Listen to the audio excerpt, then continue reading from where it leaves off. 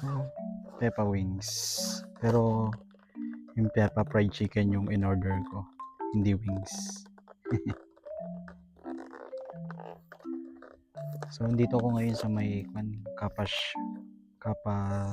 Shrine. Ito daan, yung in-order ko.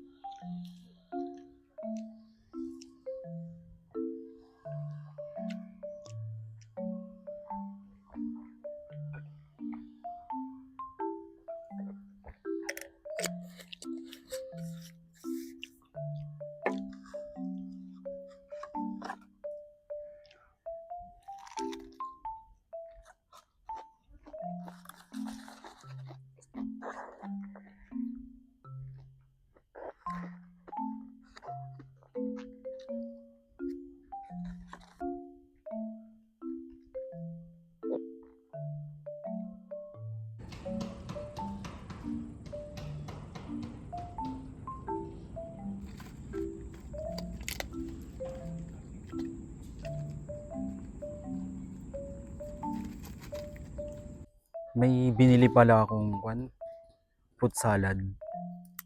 To guys, totoong mga fruits talaga yung nilagay.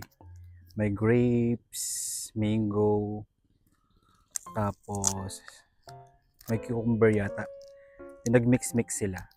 So nabili ko ito sa sa SM Supermarket for only 35 pesos. Totoong fruits talaga to. Favorite ko to, lagi akong bumibili ng ganito kapag nadadaan ako ng SM Tarlac. Ayan siya. Pang thumbnail. Yun. Ooh. Hindi ka ko na may strawberry din siya guys. Dali, pakita ko sa inyo yung strawberry. Wait lang, hugasan ko lang yung kutsara ko. Naibaba ko eh.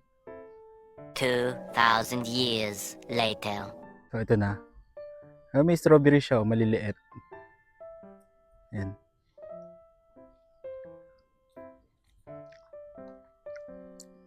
Nakasim na strawberry. Tignan nyo naman, sobrang creamy.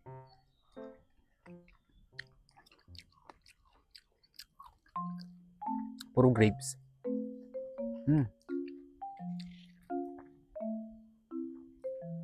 Ang dami niyang laman ah.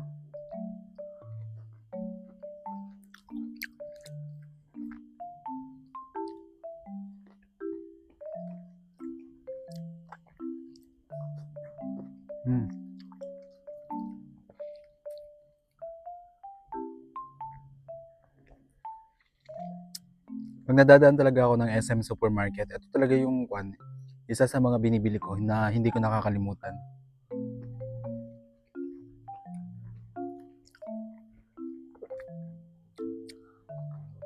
May mangga din. Banana, meron din.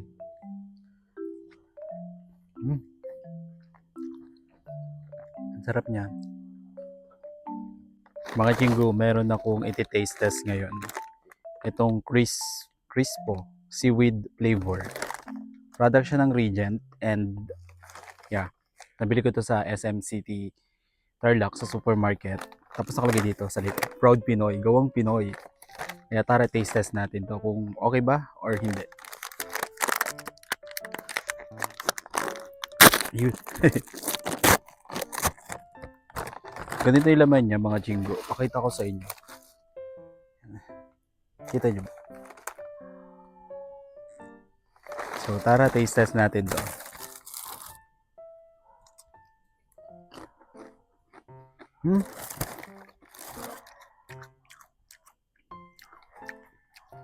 Crispo. Ang sarap niya. Ang nipis niya guys. Pero flavorful yung lasa niya.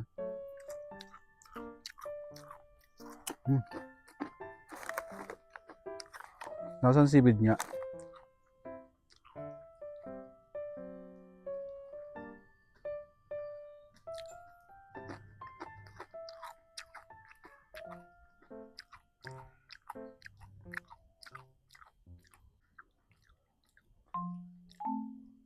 Ayun yung mga seaweed niya.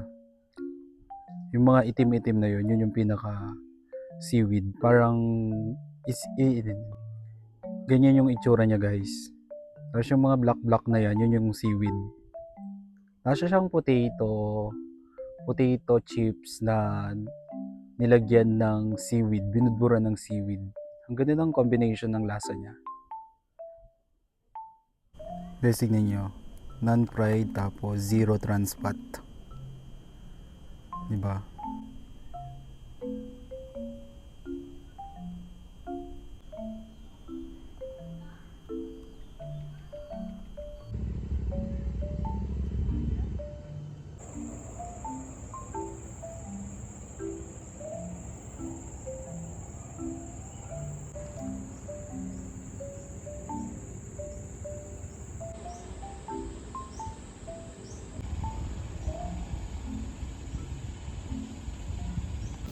Nawawala yung mic receiver ko. Hindi ko alam kung paano nawala. Nalaglag ata. So pauwi na ako nyan. And kahit pa paano nakapag-content naman ako. Pero mamayang gabi mag-sit down vlog ako. So mga reaction video yung gagawin ko.